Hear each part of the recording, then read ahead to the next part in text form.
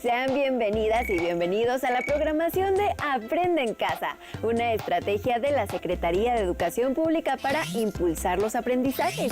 En esta sesión nos acercaremos a las asignaturas de tecnología de tercer grado con el título ¿Qué caracteriza a un sistema tecnológico?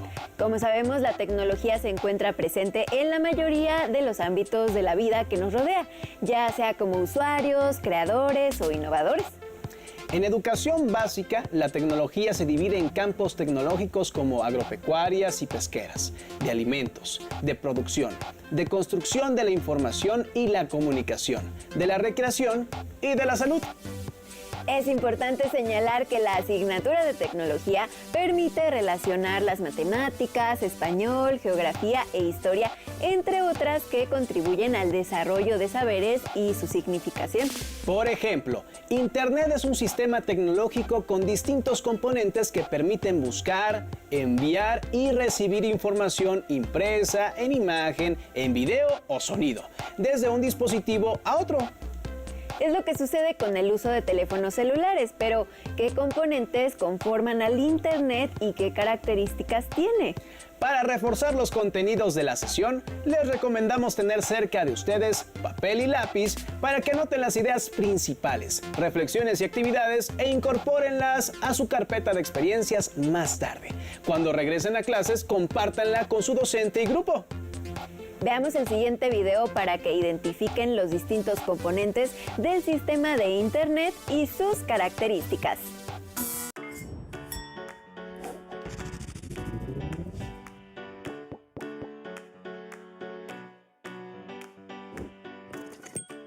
My name is Tess Swinlock. I'm a software engineer at Google. Here's a question. How does a picture, text message, or email get sent from one place to another? It isn't magic. It's the internet, a tangible physical system that was made to move information. The internet is a lot like the postal service, but the physical stuff that gets sent is a little bit different. Instead of like boxes and envelopes, the internet ships binary information. Information is made of bits. A bit can be described as any pair of opposites, on or off, yes or no. We typically use a 1 meaning on or a 0 meaning off. Because a bit has two possible states, we call it binary code. 8 bits strung together makes 1 byte. 1,000 bytes all together is a kilobyte. 1,000 kilobytes is a megabyte. A song is typically encoded using about 3 to 4 megabytes.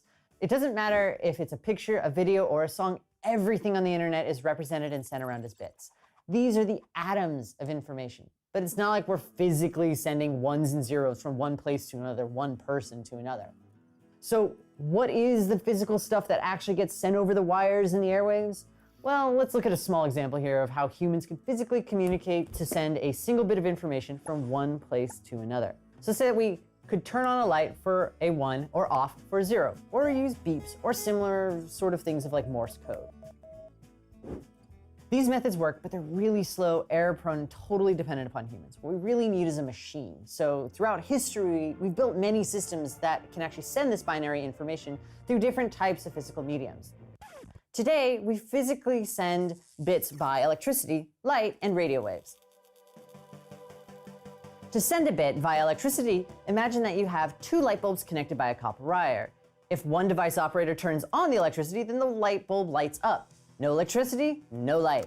If the operators on both ends agree that light on means 1 and light off means 0, then we have a system for sending bits of information from one person to another using electricity. But we have a problem.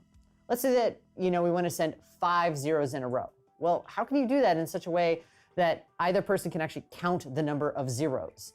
Well, the solution is to introduce a clock or a timer. The operators can agree that the sender will send 1 bit per second, and the receiver will sit down and record every single second and see what's on the line. To send 5 zeros in a row, you just turn off the light.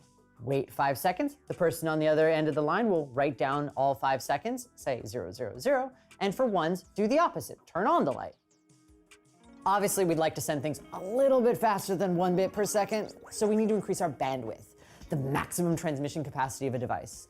Bandwidth is measured by bit rate, which is the number of bits that we can actually send over a given period of time, usually measured in seconds. A different measure of speed is the latency, or the amount of time it takes for one bit to travel from one place to another, from the source to the requesting device. In our human analogy, 1 bit per second was pretty fast, but kind of hard for a human to keep up with. So let's say that you want to actually download a 3 megabyte song in like 3 seconds. At 8 million bits per megabyte, that means a bit rate of about 8 million bits per second. Obviously, humans can't send or receive 8 million bits per second, but a machine can do that just fine. But now there's also a question of what sort of cable to send these messages over and how far the signals can go. With an Ethernet wire, the kind that you find in your home or office or school, you see really measurable signal loss over just a few hundred feet. So if we really want this internet thing to work over the entire world, we need a different way of sending this information really long distances. I mean, like across an ocean. So what else can we use? Well, what do we know that moves a lot faster than just like electricity through a wire? Well, light. We can actually send bits as light beams from one place to another using a fiber optic cable. A fiber optic cable is a thread of glass engineered to reflect light.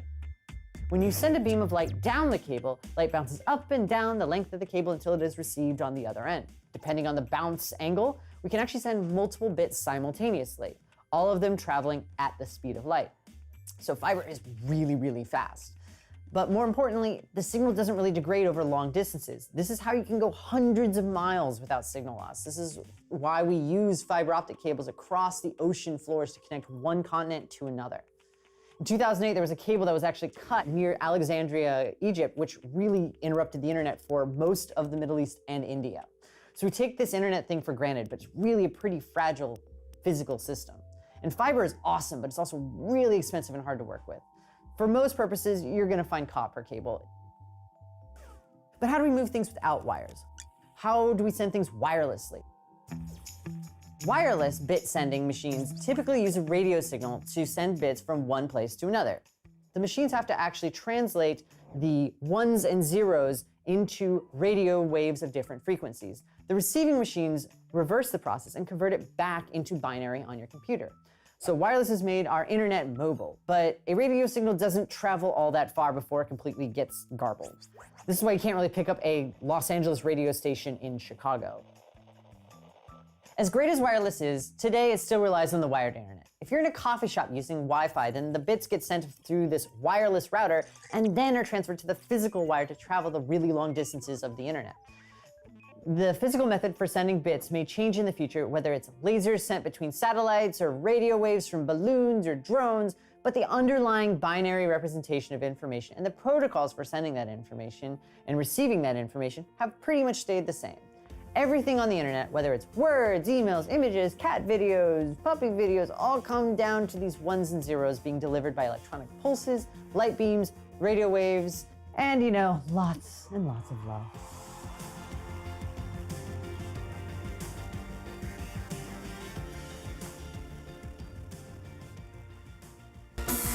Como pudimos observar, el Internet es un sistema tecnológico con componentes y características específicas. Algunos de sus componentes son cables de cobre o de fibra óptica que se distinguen por remitir información mediante pulsos electrónicos. Escriban en su cuaderno otro componente de Internet y un aspecto que lo caracterice. Se puede generalizar que cualquier sistema tecnológico está constituido por componentes, como los materiales que se utilizan en el sistema, cuyos atributos lo caracterizan. ¿Qué otros ejemplos de sistemas tecnológicos recuerdan? ¿Qué componentes tienen y qué los caracteriza? Anótenlos en su cuaderno. Veamos el siguiente video con la intención de que conozcan otras características del Internet.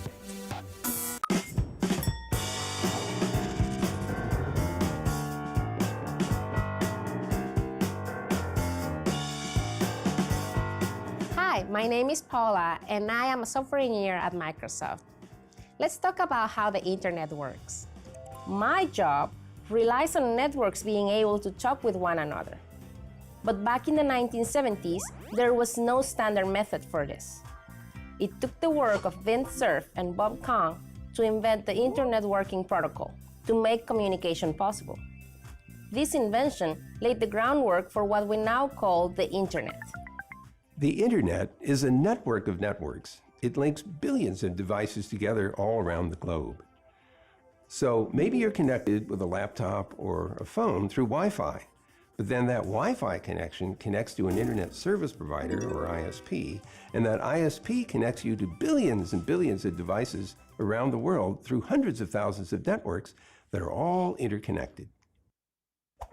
One thing that most people do not appreciate is that the internet is really a design philosophy and an architecture expressed in a set of protocols.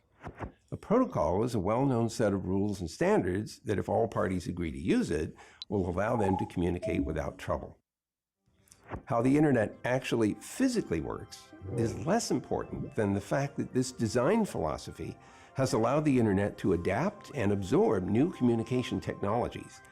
This is because in order for a new technology to use the internet in some fashion, it just needs to know which protocols to work with. All the different devices on the internet have unique addresses. An address on the internet is just a number, similar to a phone number or a sort of street address that's unique to each computer or device at the edge of the network. This is similar to how most homes and businesses have a mailing address.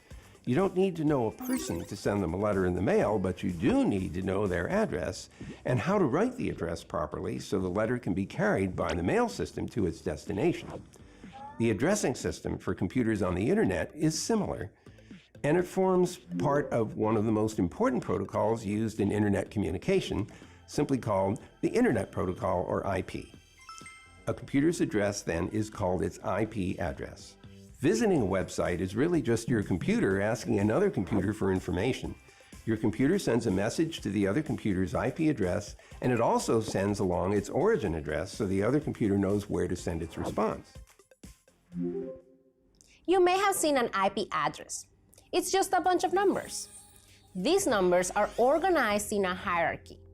Just like a home address has a country, a city, a street, and a house number, an IP address has many parts. Just like all digital data, each of these numbers is represented in bits. Traditional IP addresses are 32 bits long, with 8 bits for each part of the address. The earlier numbers usually identify the country and regional network of the device. Then come the subnetworks, and then finally the address of the specific device. This version of IP addressing is called IPv4. It was designed in 1973 and widely adopted in the early 80s, and provides for more than 4 billion unique addresses for devices connecting to the internet. But the internet has turned out to be much more popular than even Vince Cerf imagined, and 4 billion unique addresses won't be enough. We're now in the middle of a multi-year transition to a longer IP address format called IPv6, which uses 128 bits per address and provides over 340 undecillion unique addresses. That's more than enough for every grain of sand on Earth to have its own IP address. Most users never see or care about internet addresses. A system called the Domain Name System, or DNS, associates names like www.example.com with the corresponding addresses. Your computer uses the DNS to look up domain names and get the associated IP address, which is used to connect your computer to the destination on the internet. And it goes a little something like this. Hey, hi there. I want to go to www.code.org. Yeah, I don't know the IP address for that domain. Let me ask around. Hey, you know how to get to code.org? Yeah, I got it right here. It's 174.129.14.120. Oh, okay, great, thanks. Yeah, I'm gonna write that down and save it for later in case I need it. Hey, here's that address you wanted. Awesome, thank you.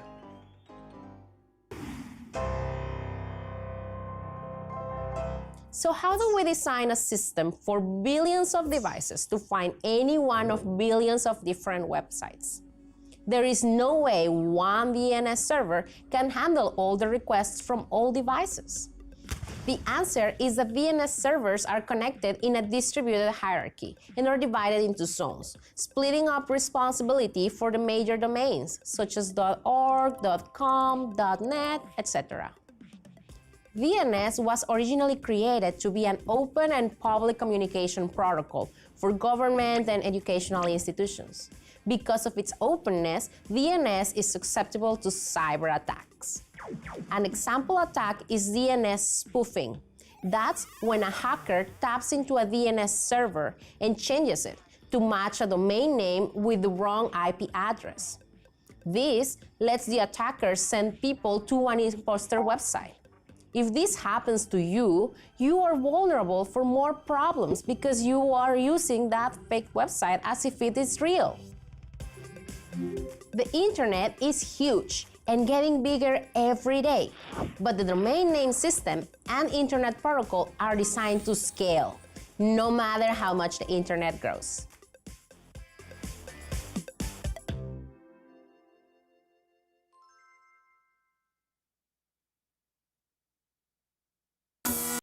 Con el video anterior, nos dimos cuenta que Internet es una red de redes. Y que permite la comunicación entre infinidad de dispositivos en todo el mundo. Los mensajes llegan a la dirección exacta. Ahora bien, ¿qué características tiene Internet que permite enviar mensajes exactamente a donde ustedes lo decidan? Reflexionen acerca de la pregunta y respondan en su cuaderno. Compartan su respuesta con su familia. Veamos otras características del sistema de Internet. Podremos observar que la información se manda en un paquete que recorre ciertas rutas y que la llegada a su destino es fiable. 7, 6, 5, 4, 3, 2, 1.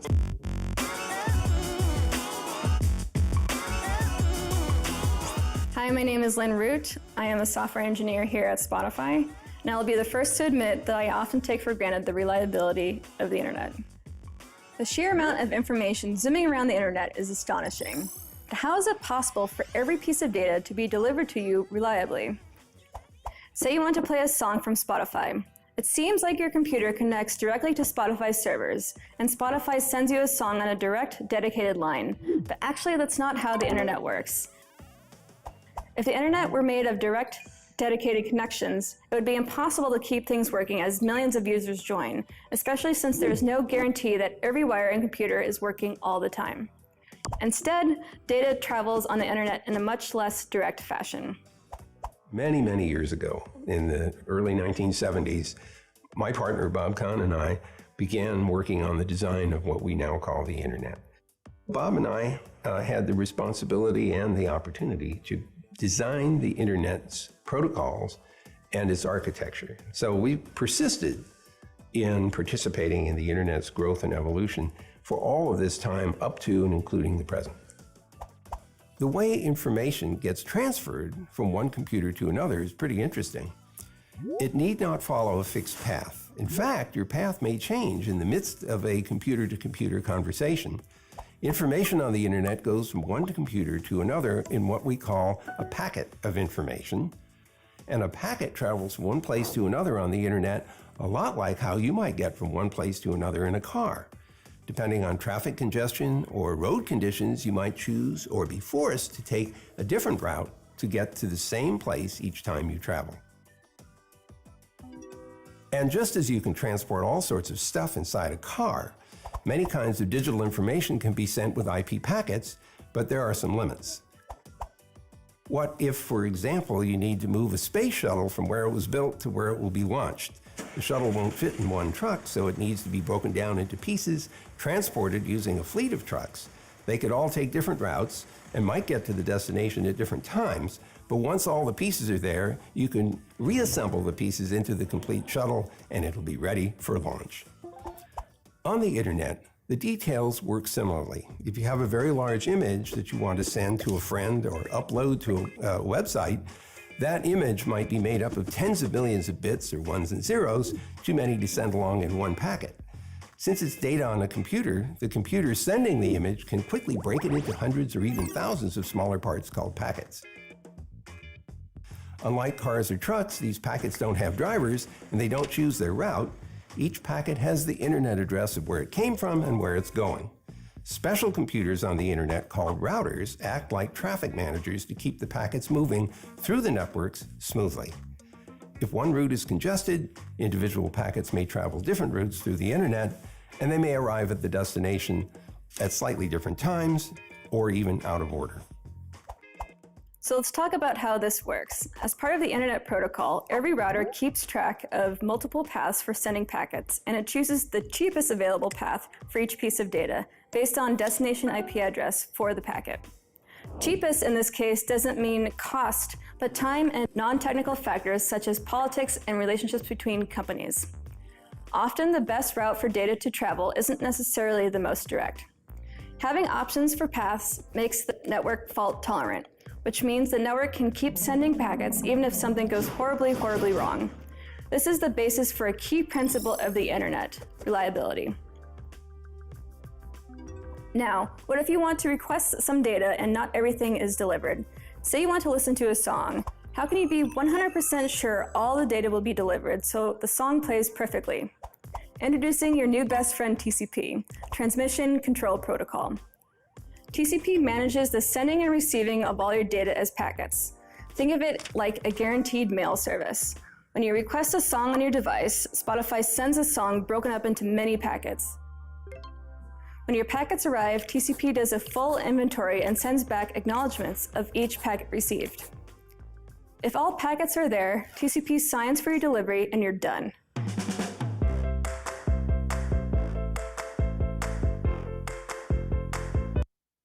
If TCP finds some packets are missing, it won't sign. Otherwise, your song wouldn't sound as good, or portions of the song could be missing. For each missing or incomplete packet, Spotify will resend them. Once TCP verifies the delivery of many packets for that one song request, your song will start to play. What's great about the TCP and router systems is they're scalable. They can work with 8 devices or 8 billion devices. In fact, because of these principles of fault tolerance and redundancy, the more routers we add, the more reliable the internet becomes. What's also great is we can grow and scale the internet without interrupting service for anybody using it. The internet is made of hundreds of thousands of networks and billions of computers and devices connected physically.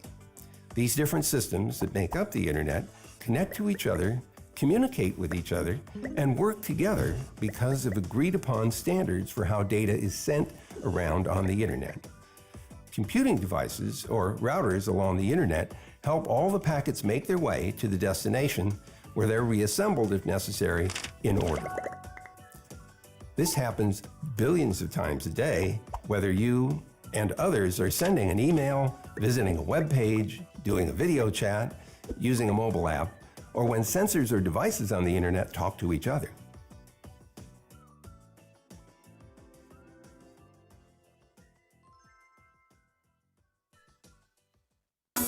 Nos hemos dado cuenta de que Internet es un sistema tecnológico con diversos componentes y características que permiten comunicarnos con muchas personas en todo el mundo.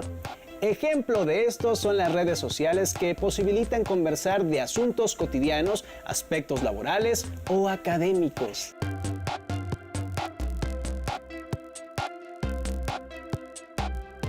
Con sus propias palabras, respondan en su cuaderno la pregunta: ¿qué caracteriza a un sistema tecnológico?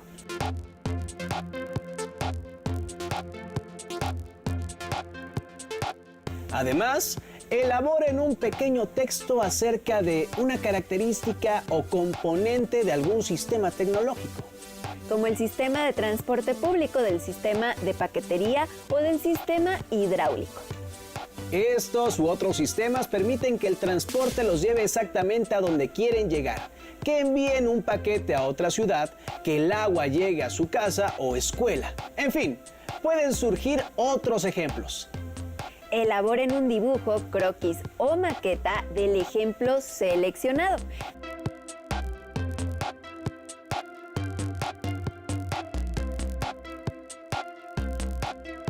Recuerden incorporar sus actividades en la carpeta de experiencias y compartirla con sus compañeros y docente. Les recomendamos la lectura del libro Bio. ¿Qué? Biotecnología, el futuro llegó hace rato, de Alberto Díaz, que explica las relaciones entre la ingeniería y la biología. Incluso podrán identificar otros sistemas tecnológicos. Fue un gusto compartir esta sesión con ustedes. Los esperamos en una más de Aprende en Casa. ¡Hasta la próxima!